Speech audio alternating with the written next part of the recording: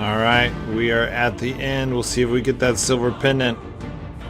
Oh, silver! Okay, so we just need one more. We gotta open this chest.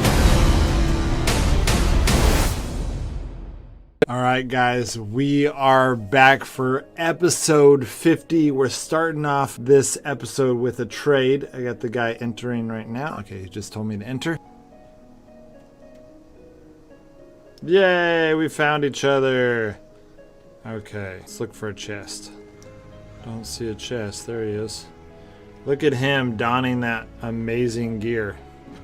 He just killed the guy with a stun hammer. That's hilarious. Okay.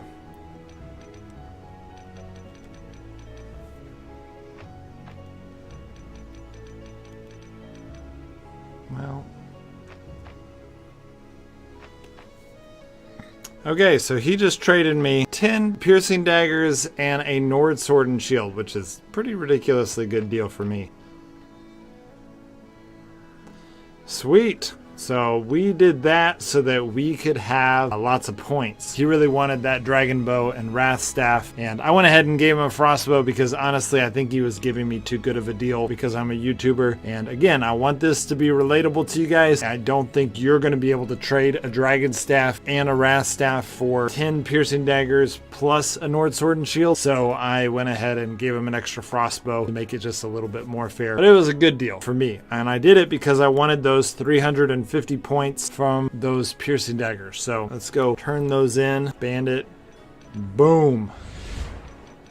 Boom. Okay, I'm gonna keep the Nord sword and shield because I love it. Okay, and then we're gonna take the 2 maple.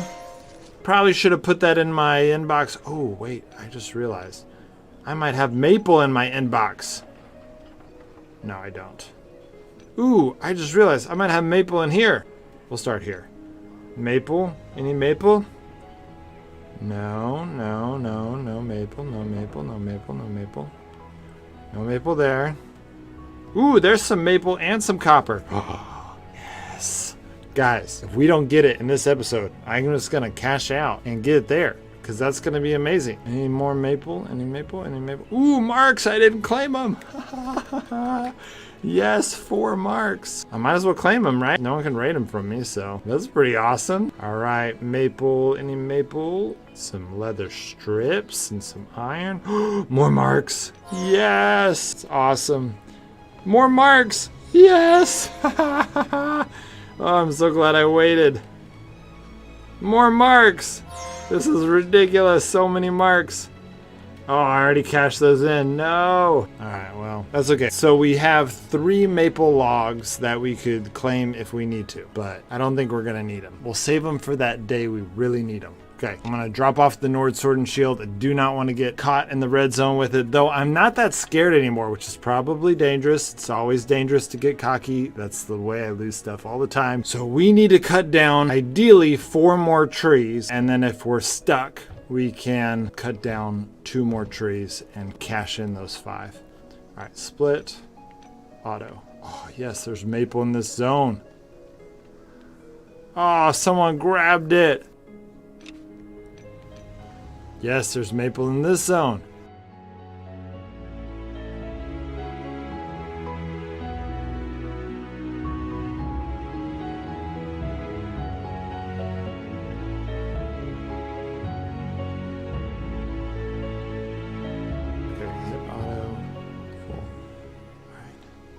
Let's go over to yellow zone, see if there's any there. All right, nothing there. All right, entering with friends. Let's see if we have a chance. Nothing. Done. All right. That's gonna give us 4 plus 6. We're at 10 now. We need 2 more. So technically I could pull those 5 and turn it into 2 more, but don't want to do that yet because if I did that, then I wouldn't have anything left over, and I kind of don't want to do that. All right, we are 30 minutes in. I will keep this fire running.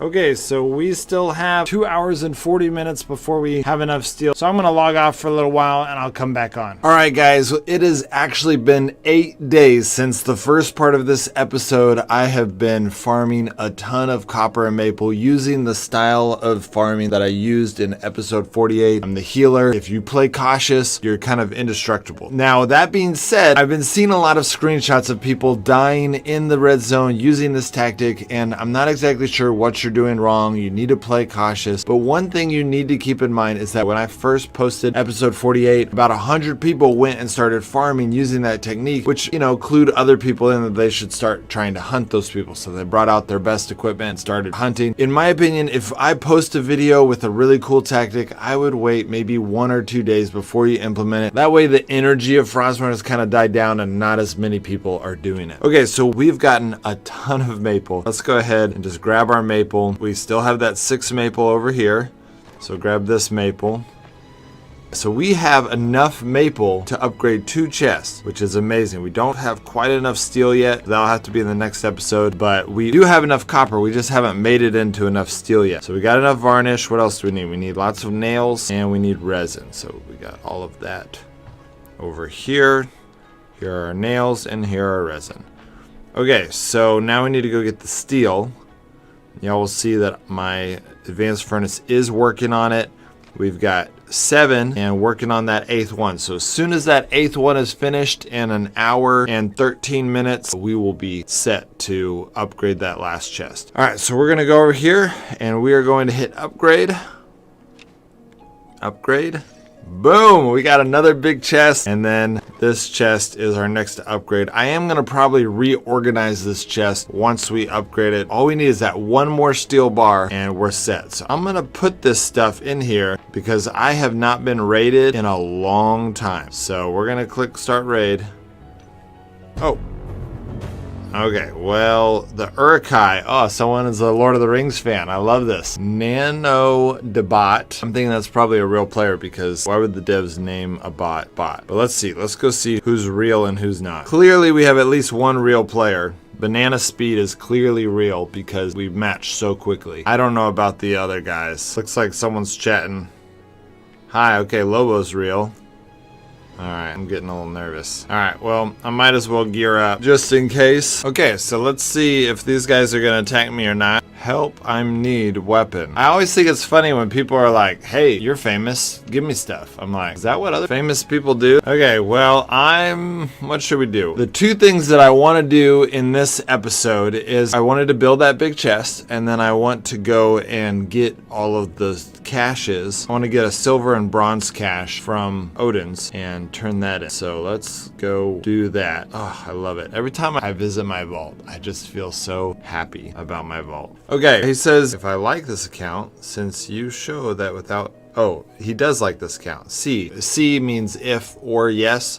So he's saying, yes, I like this account. Okay, well, it doesn't look like they're gonna attack me, but I also don't want to bring really good gear to go fight at Odins. All right, we've got, I think I have a Vranax somewhere around here. Here's a Vranax. Here's some blues. We'll use some blues to clear our path. Okay, I'm pretty sure these guys are not going to attack me, so I'm gonna go back to gear I have. For healing, I'm gonna use these almost broken staffs because I don't need a whole lot of healing. Oh, I forgot to mention, in this last 8 days that I've been farming and stuff, I also let my son, farm some green zones, and frustratingly enough, he used my marks twice, which I'm frustrated because he used it on the green zone, but at the same time, I'm relieved because I was really wrestling in my conviction. I hate that the devs are allowing us to use marks on Odins, at least the way that they're allowing us to use marks on Odins. So I was kind of like wrestling, like I wanted to do it because I know that this is the best way to get, the resources that I want, and you guys should use your free marks on Odins, but I am opposed because I don't like the game set up like this, that people can spend money on marks and just do Odins. I feel like it's bad for the game. So him doing that definitely, it was not good. I'm sad that he did that, but it was an accident. He didn't mean to click on it. He was going over and he tried to click run and he hit auto instead. So that makes sense. No worries. But I am going to go ahead before he uses any more on accident. I'm going to go ahead and use it on Desperate Foothills because mainly it just makes it easy to where I don't have to get a bunch of iron and copper farming it. I can. It's not that big of a deal, but you know, it just makes things a little bit easier. And so that's what we're going to do. We're going to do 2 of these. Just got a ton of experience and only 1 copper. Wow. Okay. That's crap. All right. We'll try one more time. Just 1 copper again. You know, one thing that is nice about this is now this is in my inbox. So that's kind of nice. We're also going to go ahead and go over here to this one and use our last. And no copper. That's fine. All right. Well, there's only 5 minutes left of this raiding hour. It would be very difficult to be able to raid me. Now, people do know what my base looks like. They know how many walls. They know exactly how many lockpicks and how many hatchets to bring and exactly where to go to get my stuff. So that is a little bit dangerous. It's something that I have to keep in mind that you guys don't have to keep in mind. But I'm also less likely to get raided because I'm a YouTuber and people, you know, want to be nice to me in ways that won't want to be nice to you guys. I keep forgetting to bring a club. You need to have a club at Odins to use your berserk skill, but oh well, we'll be fine this time. So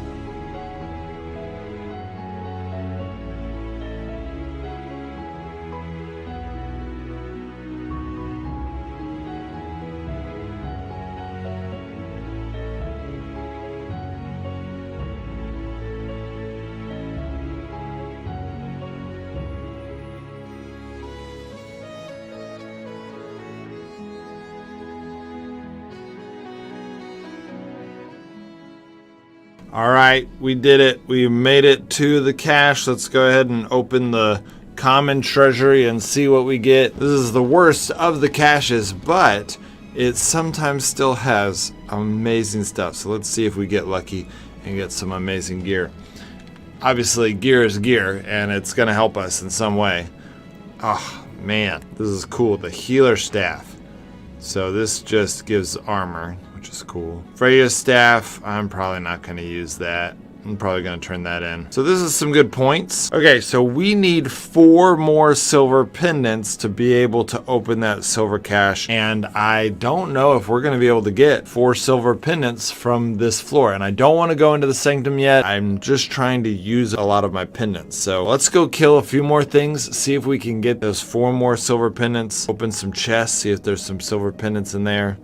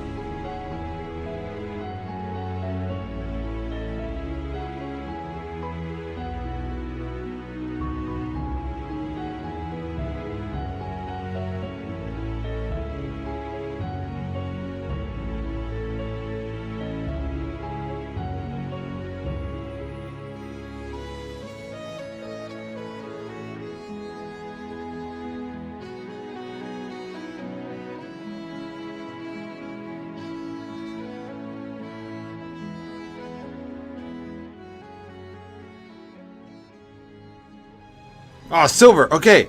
So we just need one more. We got to open this chest. If this chest has it, we're good. But if this chest has it, we'll go ahead and kill. Okay, it doesn't have it. All right. So that's lame. But at the same time, we're going to use this ebonite dagger. And we're going to kill the chieftain. Though I do want to go back and get my instigator helm. Because he's not going to hit me. And it's going to make it go by a lot faster. Alright guys, I'm back. I got the instigator helmet, so I do plus 20% damage, and we're not even going to get hit, so we're not going to have to use any of the durability on it. I've got this ebonite dagger, which should make this go pretty quickly. Using the rogue 2, I'm going to get attacks behind the chieftain because, you know, he's using his skill, which is going to give me plus 20% damage, and then I've got 23% extra dagger damage. So it's going to be a lot of extra damage on this guy. It should go pretty quickly because we've got all of those stacks and we're using blue. Normally we use green weapons, so this should go pretty quickly, and we need that last silver pendant. If we don't get it, if he drops a gold, then we're not going to be, you know, super upset about that, but it'll be, you know, that's what we're working towards. So let's see what this. Sadly, I did accidentally put my mushroom suit back at home, so that's, you know, less than ideal, but you can see here we're doing 49 damage a shot, which is pretty good. We're also going to be able to do it 3 times instead of 2 times, so that's a lot more damage than we're used to doing with the shovel. Now some of you might be wondering why I'm not using a Loki strike, and that's because a Loki strike slows down how fast you attack something. It's just not really that great in this setting. Now Loki strike is multiplicative, so if you're doing a sneak attack, then it is worth it even for the time, but that is not what we're doing right now.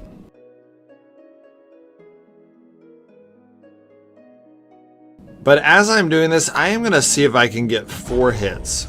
4 hits and got away. Okay, so that's going to make it even faster. I'm going to be doing 200 damage every cycle instead of what we used to do was anywhere from 70 to like 88. That was our range with the berserker combination, and so this is doing things way faster. He's already down to 3,000 health.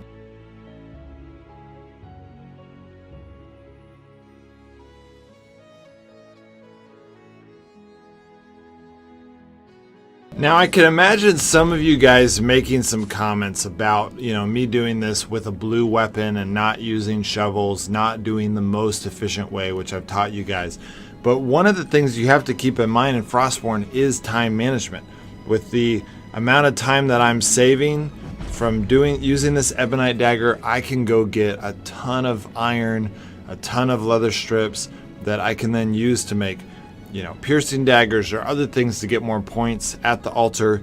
You don't want to just use something just because it's cheap, even if it might be the cheapest way. It's not necessarily the best way because you have to keep in mind time management. And if you can go get more resources faster because of your saving so much time, then it can often be worth it. Y'all can see here that, you know, he's already below half health. This is going so much faster than normal, and we're just using one, you know, ebonite dagger which we got from doing Odins, so this is definitely worth it.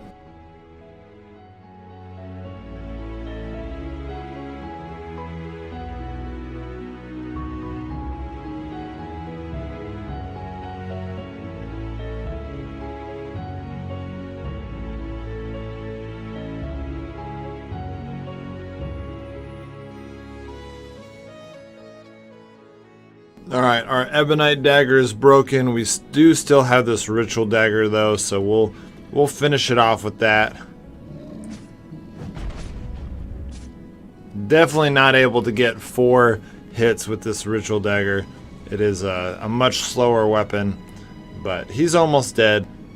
What's crazy is that we're still getting, you know, 90, we're doing almost 90 damage, which is still more than if we were berserk with the shovel, with the buff. So this is still a really good combination. I wish that the ritual dagger would be added to the crafting menu. I've told the devs that they should add it because, you know, it's kind of like a shovel. And if you're a rogue class, it's going to be, you know, you're the equivalent of a shovel, but they don't seem to be adding it. I'm not sure exactly why.